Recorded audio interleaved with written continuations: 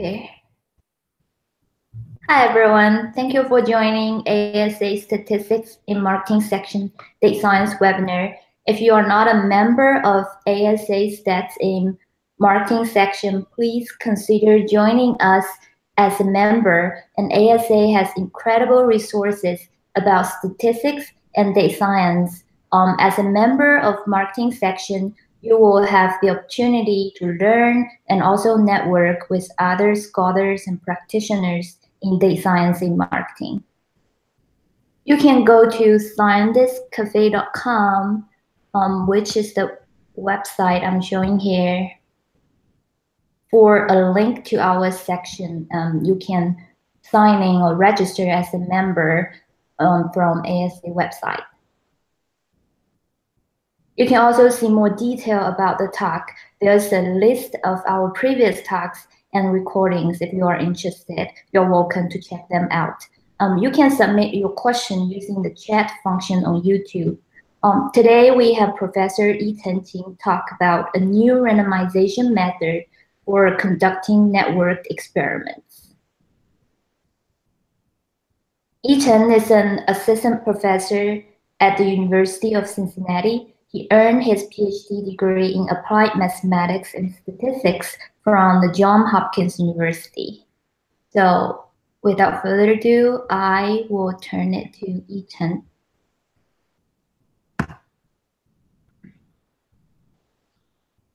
Okay. Hi. Hi. Yeah. So shall I share my screen or? Now it's your screen, but we don't see the slides. Okay, so I need to go to screen share, right?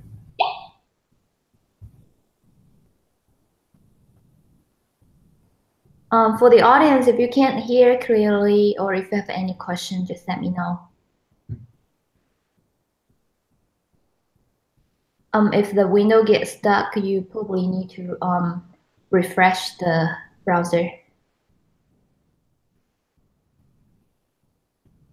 All right.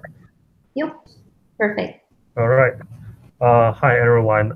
My name is Yi Chen. I'm an assistant professor from University of Cincinnati.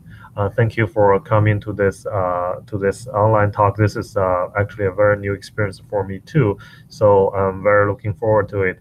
I don't know if you can, interrupt me during the talk, but if you can, leave the comments, I think Hui will be able to pick up the question and send it to me, and then I'll try to answer it during my talk. If not, then I'll answer the questions, after the talk.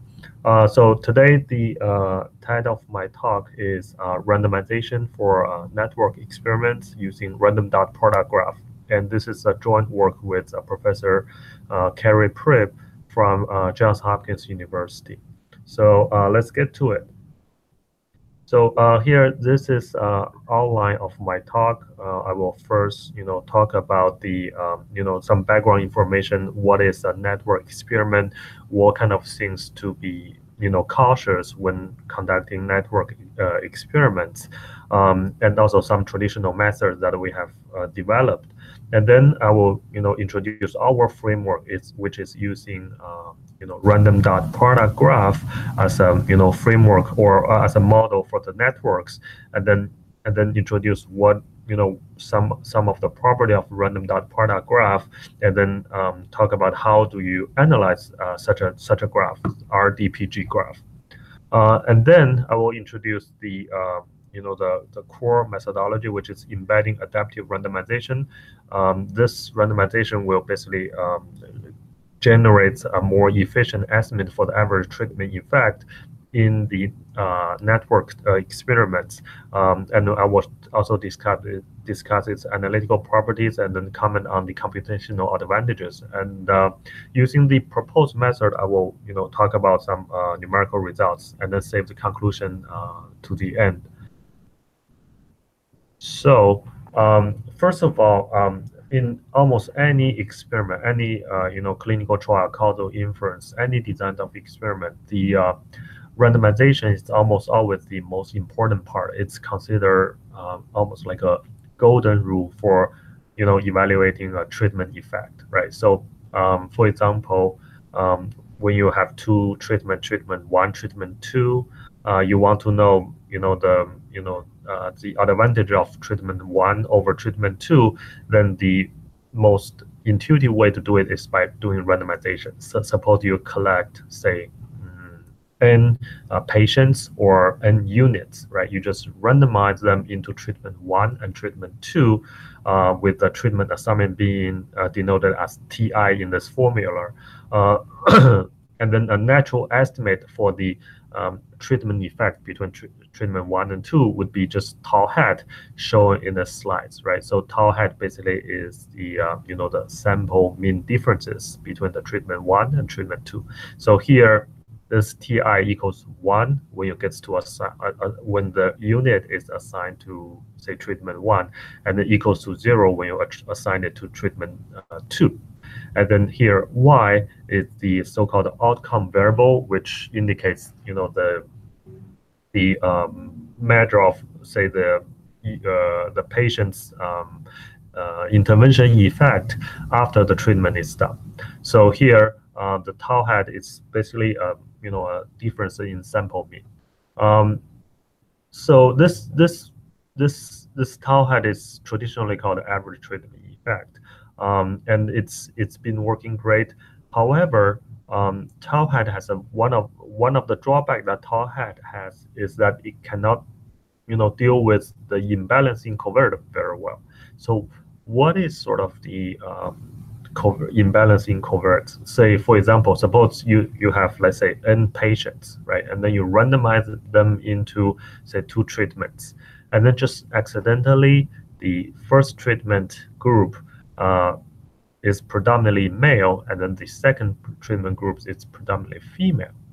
Then using this tau hat, then you won't be able to really remove the gender effect, right? So you cannot say for sure whether it's the advantage of treatment 1 over treatment 2, or there's some gender effect going on that messes up the estimation of tau hat, right? So that's basically the drawback of traditional randomization. This question has actually long been discovered and extensively been discussed ever since, say, 1926 by Fisher. So Fisher has this famous quote that goes like, most of the experimenters on carrying out a random assignment of plots will be shocked to find out how far from equally the plot distribute themselves. So most of the traditional randomization method, for example, the complete randomization, right, which is just like a flip a coin and then assign a unit to either treatment 1 or treatment 2. Those randomization methods often generates unsatisfied assignments, in the sense that there are unbalanced covariates, either prognostic or baseline covariates.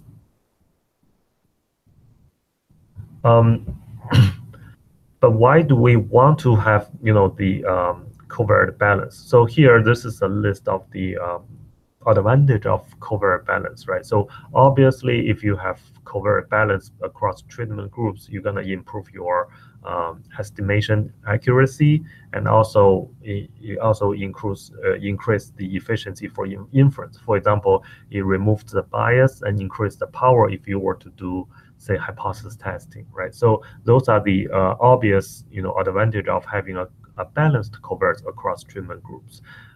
In addition, it also increased the interpretability and the results interpretability of the results, so that it makes the units more comparable across treatment groups. And lastly, it generates a more robust results against the model specification, because if you do have, say, balanced covariates across treatment groups, then less modeling is needed after the randomization is done. Basically, you can just calculate the tau height, and then that will be your best estimate. And then you don't need to do any adjustments. And the less adjustments you do, it's more robust against model specification, because the adjustments are often based on an assumed model. So when when there is, covariate imbalance, all right, so usually that leads to, inferior performance in terms of either causal inference or clinical trials or any other comparative studies. So let's start with, say, causal inference. So when you have covariate imbalance, it often makes it very difficult to compare, across treatment groups. And although some of the adjustments are available after the randomization is done, but oftentimes they are much less efficient that achieve balance ex ante, in the sense that you have a balanced randomization to start with, because in 2000 Rubin 2008 has clearly demonstrated this point that a greatest effort should be made during the design process as opposed to the analysis stage, because in the analysis stage, if you want to address this imbalance issue, oftentimes you need to rely on a correct model or nearly correct model. But this is sometimes very hard to verify, because in reality you don't know how the outcome is related to the covariates in a linear or nonlinear fashion, or whether there's heterogeneity or so on and so forth. So by doing adjustments, you have to assume the model, but the model assumption is often very hard to verify.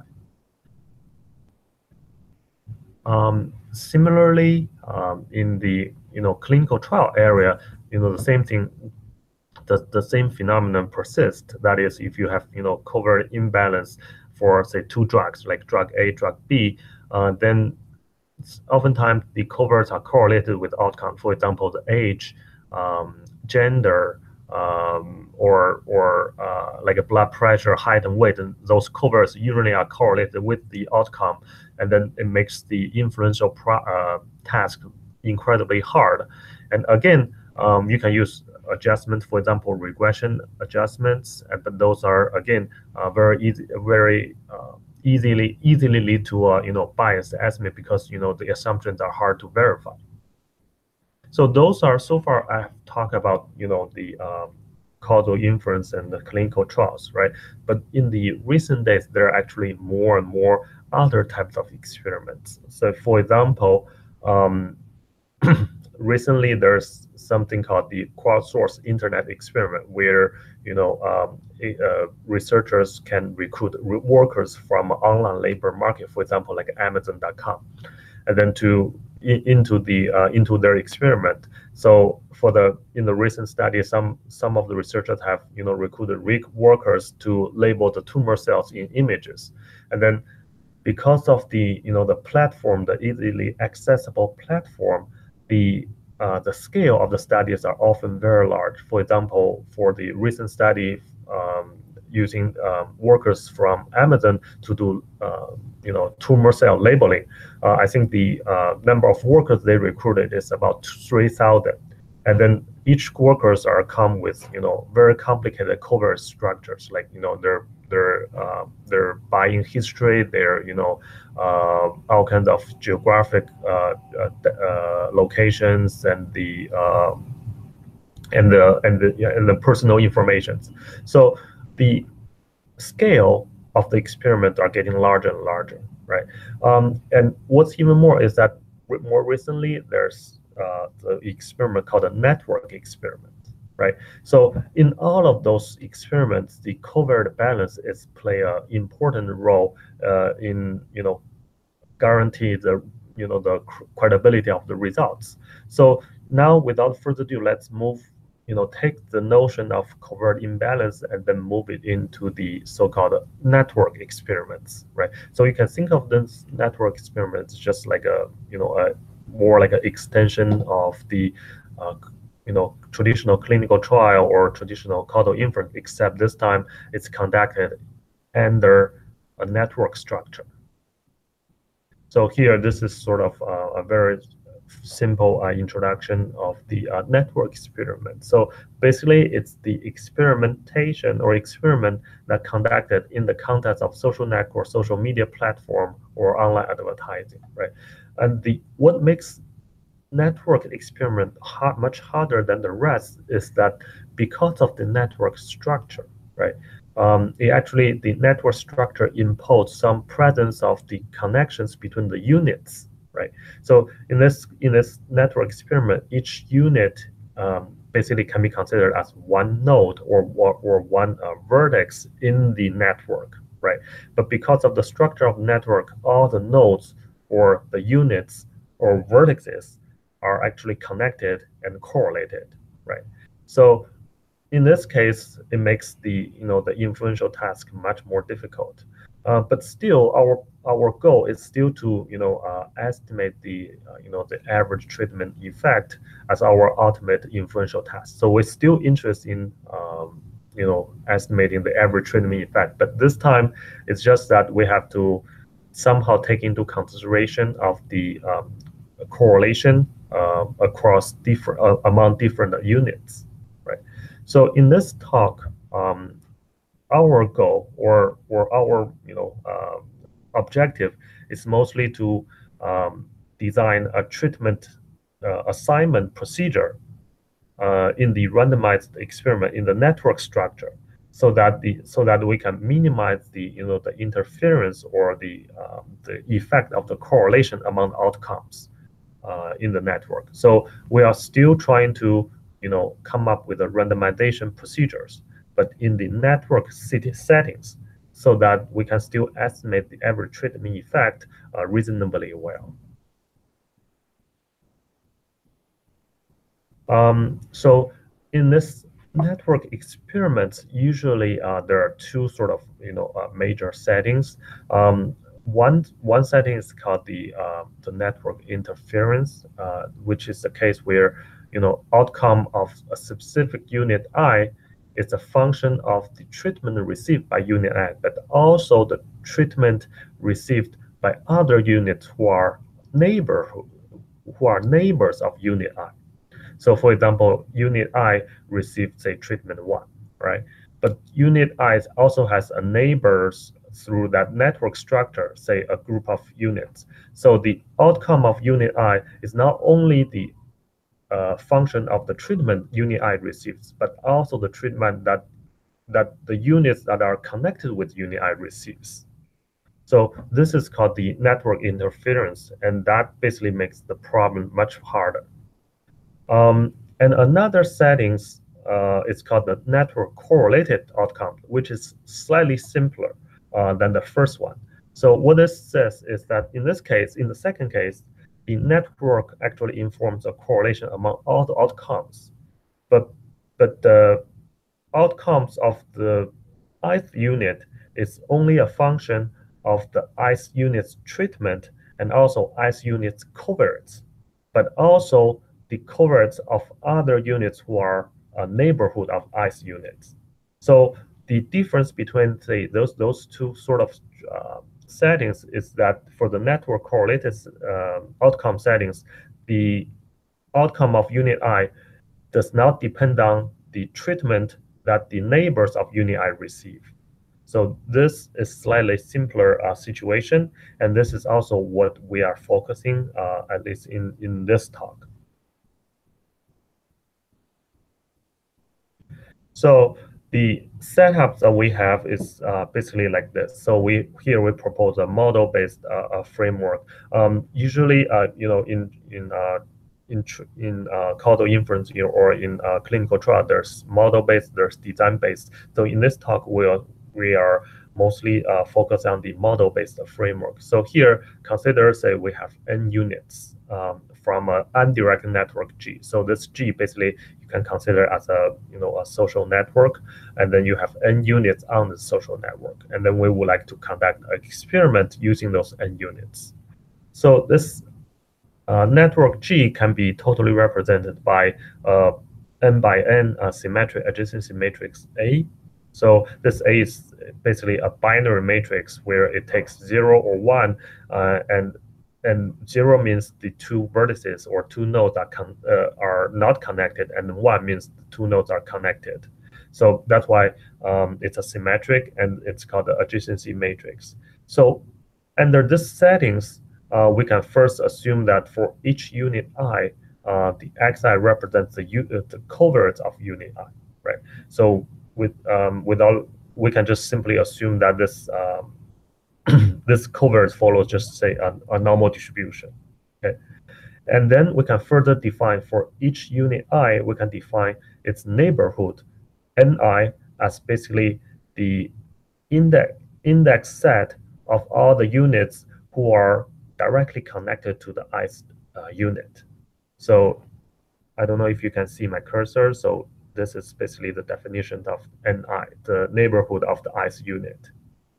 And under these settings, we can assume that so for outcome of each unit, it's basically following this form. So that is yi equals to mu1 times ti plus mu2 times 1 minus ti. So mu1 and mu2s are basically the main effect of treatment 1 or treatment 2. And then ti basically equals to 1 if it's assigned, if the ith unit is assigned to treatment 1, and ti equals to 0 if the ith unit is assigned to treatment 2. All right. And then what's after that is that it's the summation of all the coverts who are neighborhoods of unit I, okay? And then plus epsilon, where epsilon is a normal distribution. So as you can see here, the key part is this term in the outcome. That is, the level of the outcome does not only depend on the ith coverts, but also the neighborhood of ith coverts. So essentially, you can think of this coverts as the ith coverts as the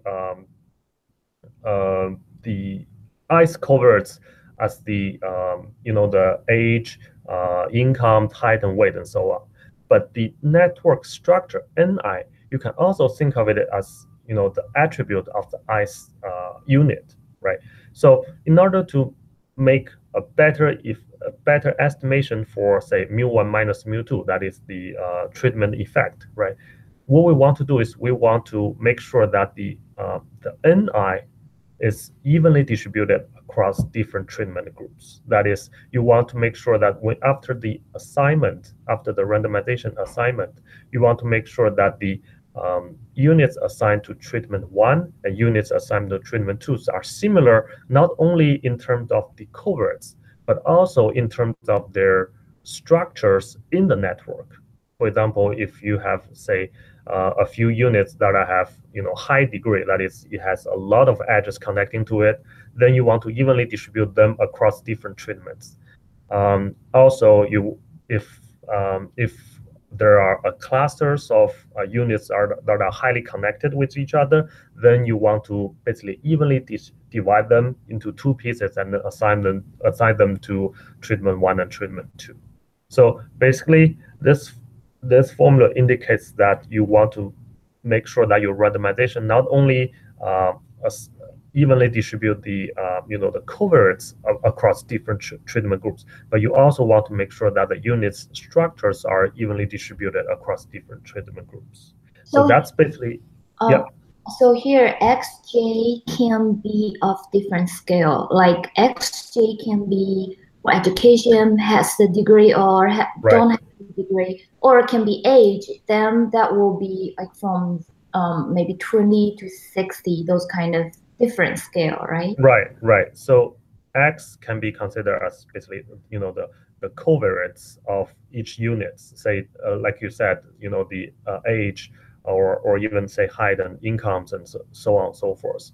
But not only the age influence the the outcome, but also your neighborhoods, the age, and also say height and so on. It also influence the outcome.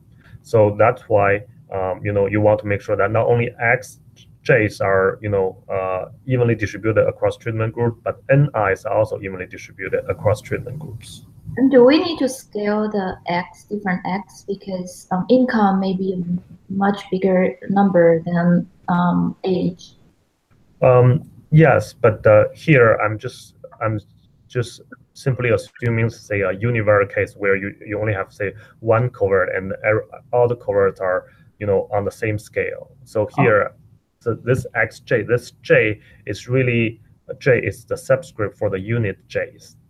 It's not the J's covariate. There's only one covariate. In this case, this is very simple example. If you have multiple covariates, you can totally make them standardized, or you can and also for multiple covariates, you can also add their coefficient in front of them. So beta 1 through beta, say beta p.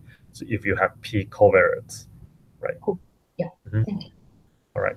So so basically this is the so-called the normal sum model, which is what's originally developed by Bassi and Arrodi in their Biometrica paper. What I did here I made it I made it more like a model-based framework, in the sense that instead of using the potential outcome framework, I assume that this y follows a distribution with a random error epsilon, where epsilon is normally distributed. But the framework was originally proposed by Barsi and Arrodi in their paper. So in our talk, basically, we proposed a new randomization strategy to improve the estimation of the average treatment effect in the experiment where a network is available pre-intervention. So all the the discussion follow on are based on the fact that network is known before you conduct the experiments.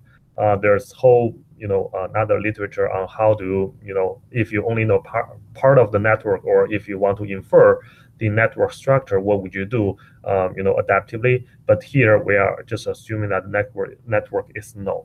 All right, and then we are focusing on the so-called the network correlated outcome setting.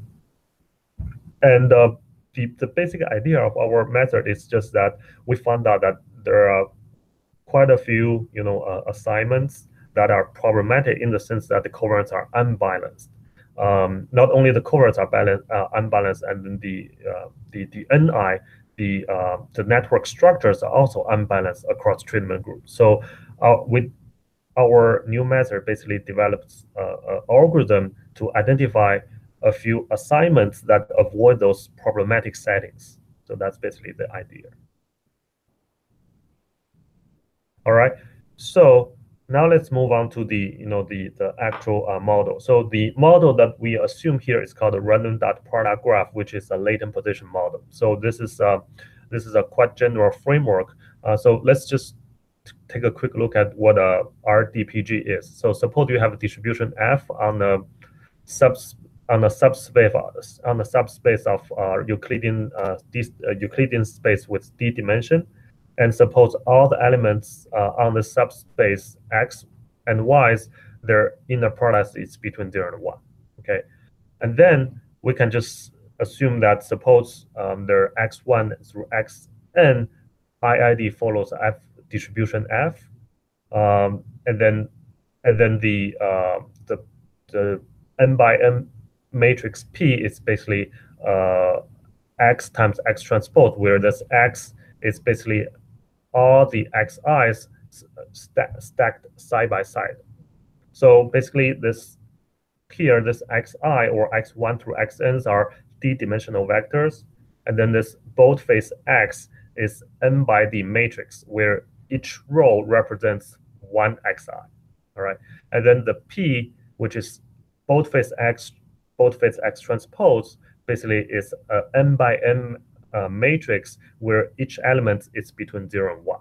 All right, so you can think of this this settings as x as the sort of the latent position of each vertex on this network. So x can represent since it's a d-dimensional vector, it can represent, say, the latent position of this vertex. For example, it's interest in, say, economics, its interest in say marketing, its interest in, say, business law, or so on and so forth, right? And then because of people have different interests in different dimensions, then the connectivity or connection between two vertices basically depends on the inner products of those two latent positions. So for the ith unit and the jth unit, the probability of having an edge between ith unit and jth unit is basically xi transpose xj. So if you put all the connecting probabilities all together in the huge matrix, and that will be the large capital P.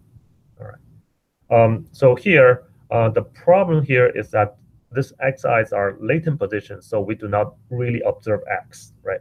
What we really observe is only the adjacency matrix A, which is an n by n matrix, binary n by n matrix, and also symmetric, right? So here, the problem here is how do you use the adjacency matrix to first make an inference or make an estimation of the latent position, and then use the latent position as a covariate to do the randomization. All right. So here, the adjacency matrix N, as I said, is n by n binary matrix, right? And then each element of this huge A matrix is basically a Bernoulli random variable with the probability of success being xi transpose xj, which is right here. All right. Since we have all the possible pairs of x unit I and unit j, then the probability of having this entire adjacency matrix conditional on their latent position basically can be represented by this formula, where essentially it's just a combination of n times n minus 1 divided by 2 Bernoulli trials with different success probability. All right. So this is the idea of random dot product graph. As you can see, this is pretty general in the sense that RDPG connects or includes a few existing graphs as special cases. For example, Irish linear graph or stochastic block models and many others. For example, if all the latent positions are the same, all right. If all the latent positions are the same, then essentially the RDPG reduced to the so-called Irish linear graph. All right. And also, if all the latent positions take only a unique finite number of unique values, say for example, there's only 3 unique values for the latent positions, then the RDPG graph reduced to the stochastic block model with 3 clusters. Okay. So the RDPG is pretty flexible. That's why we want to apply or adopt this framework. So after we assume that the network is following the RDPG, then the next question is how do we assign the units into different treatments, right? However, directly assigning units into different treatment using the RDPG is kind of hard because it's a combinatoric questions. Dealing with the vertices directly, it's usually computationally expensive. So we want to convert the vertices on this RDPG into something we are more familiar with. For example, we want to convert it into, say, dots or data points in the Euclidean space. So that's what we adopt, which is called the adjacency spectrum embedding. So what adjacency spectrum embedding does is that it takes the network and then projected it into a low-dimensional Euclidean space. In this case, it's a d-dimensional Euclidean space, so that each dot in the d-dimensional Euclidean space corresponds to the original vertex in the RDPG graph. And also the embedding or the dots in the Euclidean space, their relative positions still carries the information from that network, in the sense that if the vertices in the networks are connected to each other, they appear to be closer to each other in the Euclidean space. So this is what the adjacency spectrum embedding does. So let's just take a quick look at what it actually includes. So suppose you have this n by n adjacency matrix N. So what we do is we take eigen decomposition of n of this matrix A, and then takes the first D largest eigenvalues, and then also its corresponding also normal eigenvectors. Then what we do is we suppose the first D largest eigenvalues are lambda 1 through lambda D. All right, then we can create a diagonal matrix SA, which is the which is the diagonal matrix with only the diagonal elements being lambda 1 through lambda d. All right, and then we also collect all the corresponding orthonormal eigenvectors to formulate a n by d matrix UA.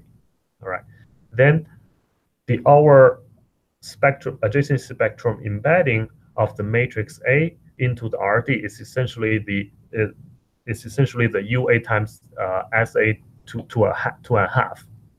So here UA is the, like I said, the eigenvectors, and then the SAs is the diagonal matrix, D by D diagonal matrix. So basically, it's like SA is like a scale effect on the eigenvectors. All right, and then we call this X hat because essentially this this embedding, after we put it into the Euclidean space, you can think of this embedding as an estimate of the latent position that we described in the previous slide right here. Okay, so there are, such a procedure is very popular and it's been very well developed in the recent days. For example, there has been, established results using the adjacency spectrum embedding. So I'm just going to go over very simple results. For example, if we under this, the RDPG assumptions, then we can show that there exists, a orthogonal matrix W, so that with a proper rotation, basically, and flip, this X height minus X, which is the true latent position, is actually it's a very accurate estimate of the true latent position. As you can see, this n, which is basically an error term, is in the rate of n to the minus 1/2. So here, basically what this says is basically this can be considered as basically the so-called law of large number for the adjacent spectrum embedding, in the sense that this X hat, which is your estimated latent position or estimated embedding, converges to the true embedding or the true latent positions at the rate of root n. Okay. Not only do we have the law of large number, we can also establish the so-called central limit theorem, in the sense that we can show that with the same orthogonal matrix, the rotation plus the flip, we can show that the Wn times X hat minus Xi actually follows a mixture of normal distribution.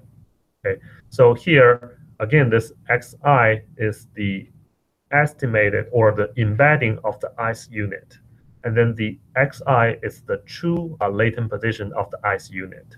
All right, so after a proper rotation of the embedding, we can show that this rotated embedding minus the true latent position follows a normal mixture. So here I'm just going to skip some of the technical details. So here this phi represents the cumulative distribution function of the multivariate normal with a mean of 0 and a covariance of sigma evaluated at the value evaluated at z. So here, basically, what it says is that the sequence of root n times the Wx height minus x converges in distribution to a mixture of normal distribution. Okay, so this is a general result for any RDPG, any random dot product graph. But what about, say, stochastic block model, or just say average Rényi graph, right? So let's say for stochastic block model, then essentially we can just let this F to be a point mass mixture model, where it takes probability pi k on each new k. Okay, so this delta is the direct delta measure at new k. So basically what it says is that the latent position can only be new k for k goes from 1 through k. All right, and then the probability for the latent position to take place on new k is just pi k, where when you sum up pi k, that gives you 1. Okay, so under this setting, we can show that the scaled or the rotated and flipped embedding minus the true latent position follows just a normal distribution. Okay, just a simple normal mixture, not even a normal mixture. So this is basically a slightly simplification of this term, because here this F is a point mass distribution. And in Erdős-Rényi graph, it's even simpler. It's again just for Erdős-Rényi graph, then this F is just a simple direct delta measure on one point, on one say new one. So basically the results are the same. Okay. So what this says is that we can first, assuming that this the network follows RDPG, and then we can embed the graph into a Euclidean space, and then their embedding basically can be considered as an estimate for their latent position. Okay, and then their latent position basically governs the network structure of each unit, right? So for example, if for unit I, its latent position basically completely specify how it is likely to connect to all the vertices in the graph, so that instead of balancing the graph structures, we can just balancing the latent positions. That's why we can use the so-called the embeddings to help us in the randomization process. So now I'm going to use the embeddings to in the randomization process, and then propose a method so-called the embedding adaptive randomization. So here, this idea, this embedding adaptive randomization, originally it comes from the so-called covariate adaptive randomization. That is, suppose you have, so if you conduct traditional clinical trial studies, or clinical comparative studies where you have each patient, say, age, income, height and weight, and so on and so forth, right? Then you can use those covariates and then develop a so-called covariate adaptive randomization procedure. For example, you can do, say, stratified randomizations or block randomizations, and so on and so forth, right? Here, what I'm going to propose to do is that we can treat each covariate, or sorry, each unit's embedding as their covariates, right? So for each unit in the social network, not only does it have, say, height and weight, age and gender, so on and so forth, right? We also include their embeddings as part of covariates, right? And then use all those covariates together to do the the covariate adaptive randomization. So the exact procedure goes like this. Suppose here, let's just focus on the embedding. Suppose here the xi hat is our embedding. Remember, the xi's are the true latent position. Xi hats are just the embeddings of the ith unit into the Euclidean space. So xi hat is an estimate. It's a rough estimate of x, right? Or xi, all right? Then all we need to do is just to come up with a ti for I goes from 1 through n, where ti equals 1 if it's treatment 1, and ti equals 0 if it's treatment 2. All right. So here, what we do is we propose the following procedure. We first choose a imbalance criterion, and here I'm just adopting the so-called Mahalanobis distance criterion, which is quite frequently used in the existing works. For example, in the Locke and the Robin re-randomization paper, they have adopted this Mahalanobis distance, because the Mahalanobis distance, it's overall imbalance measure. So if one of the covariates or one of dimension is imbalanced, the overall Mahalanobis distance will be large. So it basically summarizes all the information along all the dimensions. So that's why Mahalanobis distance, it's usually a good choice, and also it's affine invariant. So there's many other advantages which I'm going to skip for the moment. So suppose we choose this Mahalanobis distance as the the imbalance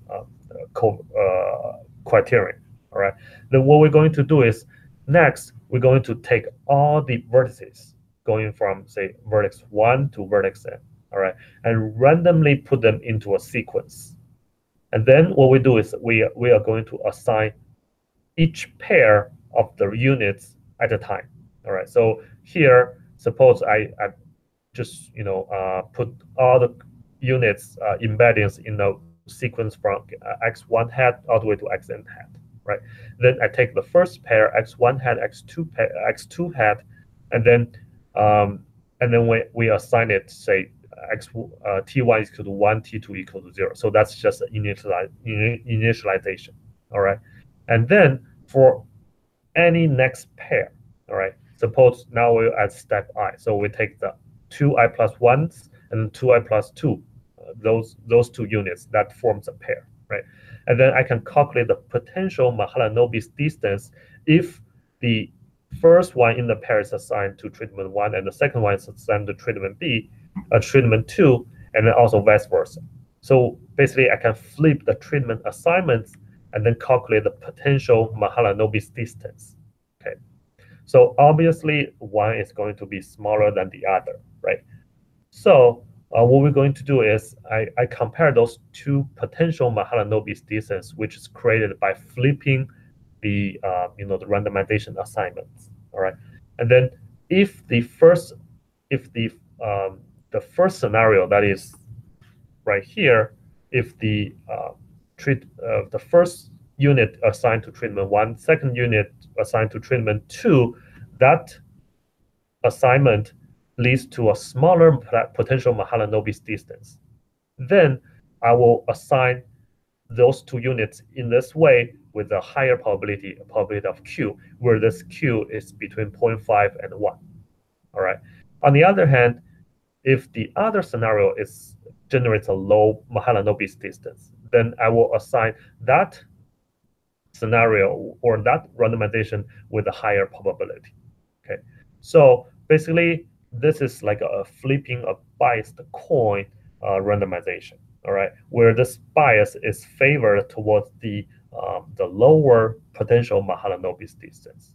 Okay, so this way, basically, it's stochastically leading the algorithm to a place where the potential Mahalanobis distance is minimized. Okay, so this is very similar to the method called minimization, except here we are introducing some randomness into the algorithm. Okay, so we only assign treatment one, unit 1 to treatment 1 and unit 2 to treatment 2, or vice versa, but we never assign all of the treatments to all of the units to treatment 1 or all of the units to treatment 2, so that we can always maintain the balance in terms of the number of units in two different treatments. So we never go for the both treatment equals 1 or both treatment equals to 0. All right. So we always go either 1 0 or 0 1, never 1 1 or 0 0. Okay. So here t equals to 0 or 1 is not allowed. Okay. So what we do here is basically we just repeat the whole process for all the units, and then eventually stop when all the units are assigned. Okay. So after this assignment, usually we can show. So here there's a few comments about this algorithm that we proposed. Here, the smaller values of Mahalanobis distance basically indicates a better covariate balance, right? So the way we design it is, almost by nature will minimize the Mahalanobis distance and then makes the treatment assignment more balanced. Here we choose the Q equals to 0.74, but there are many other choices. So for example, other popular choices are 2/3 or so on. But for more detailed discussions on the choice of Q, you can go to this Who and Who analysis statistics paper. Generally, if the Q is closer to 1, it's going to minimize the Mahalanobis distance more aggressively. If Q is more close to 0.5, it's more conservative. But the drawback of having a very large Q is that you eliminate the deterministic process, you eliminate the randomness process or randomness in the process. So you want to somehow stay in between. Otherwise, it will just make this. If it's deterministic, then there's there's consequences of selection bias and so on and so forth. Okay, and also notice that in this algorithm, even though we allocate those units sequentially, we're actually those units are not necessarily observed sequentially. In fact, those units are observed all together, at the same time from that network. But we just artificially assign them in a sequential way to minimize the occurrence of imbalanced assignments. All right, so that's how we are able to avoid those bad or unsatisfactory assignments. Okay. And also in practice, there there are n factorial ways to do the sequence, but usually their performance are very, very, very similar. Okay.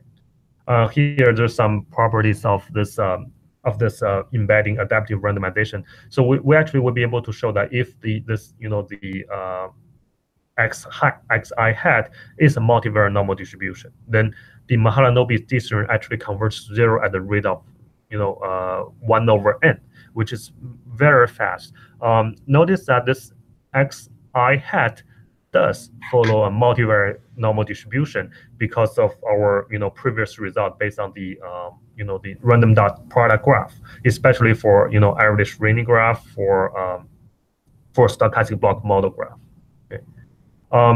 So a quick comparison with our algorithm with the to the the complete randomization, we can show that if under complete randomization, all right, this Mahalanobis distance follows basically a chi-square distribution. Chi-square distribution with the degree of freedom being exactly d. So sorry, here this should be a typo. It should not be p, it should be d. So basically, under the complete randomization, the Mahalanobis distance is larger as the embedding dimension is getting larger and larger. And usually the embedding dimension has something to do with how complicated the graph is. If the graph is, say, a stochastic block model with, say, 10 clusters, then it's much better to embed it into 10-dimensional space. All right, so that's why if you get a very complicated graph, then this embedding dimension has to be higher, and then the complete randomization just becomes worse and worse. Okay.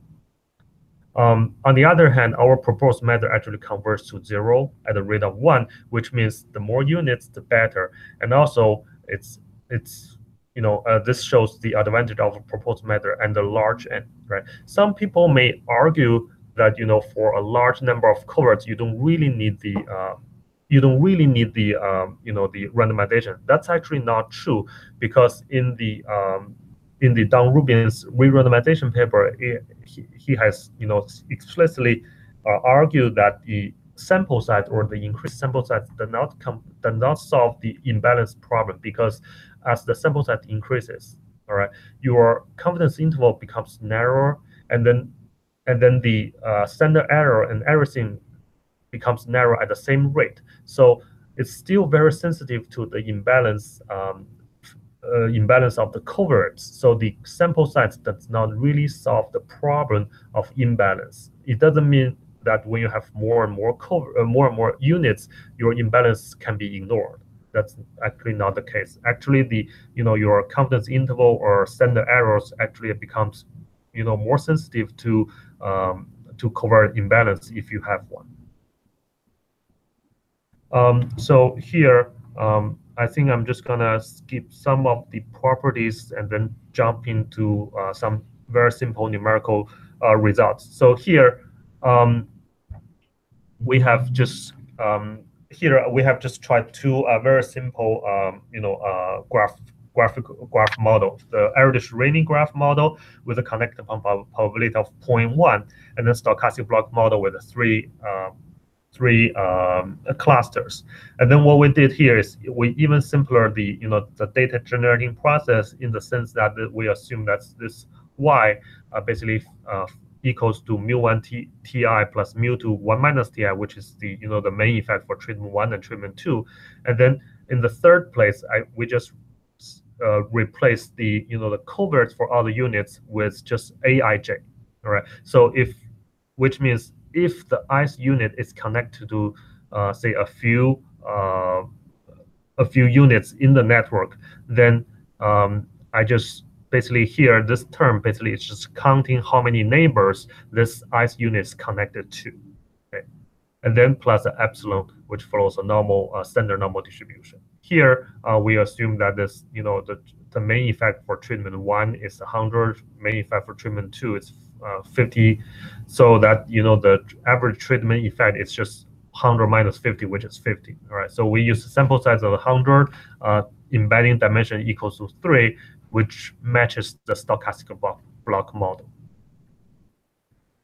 So here, very simple comparison. What we did was we repeat the experiment for 1,000 times, and then we recorded the average treatment effect under different scenarios. So the blue curve represents the distribution of the average treatment effect using the proposed embedding adaptive randomization, whereas the red one is the complete randomization.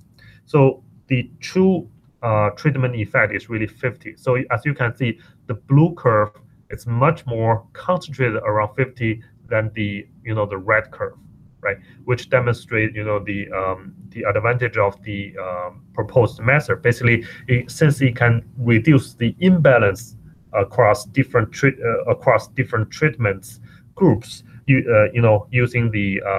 using the graph structure, and also mostly using the graph structure, so that the average treatment effect is much more centered around 50. And the same thing goes to, say, the stochastic block model. So on the left, this is the average Rayleigh graph, and on the right, this is the stochastic block model. So keep in mind that this for the average Rayleigh graph, it's actually the x goes from like 48 to 52, or whereas the stochastic block model, the average treatment effect is much more variable. So that's why it goes from, say, 44 to 56. So here, this is just basically a simple comparison of the two methods. And then there's also comparison in terms of the computational time, because for the traditional methods, for example, recently people have been developed so-called the re-randomization and many other randomization methods. But for those randomization methods, these obtain the superior performance at the expense of a longer computational time. Our method actually, is linear in the sample size, in the sense that we only loop through all the unit once, so that the computational time is really in the order of the sample size n. Whereas if you do re-randomization or any other restricted randomizations, you have to search among so many other randomization configurations, which makes it much more computationally expensive. All right. So I don't think I have time to go over that the computational time, but let me just go to the conclusion. So here, what we did here was we proposed a new randomization method for the network experiment, which is a very new experiment that is only available in the recent couple of years.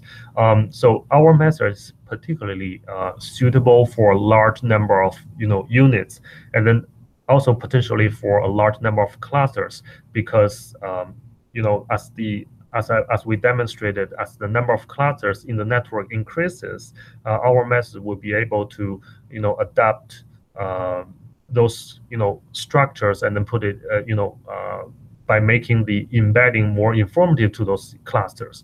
So we can use the embedding to accommodate all those number of clusters.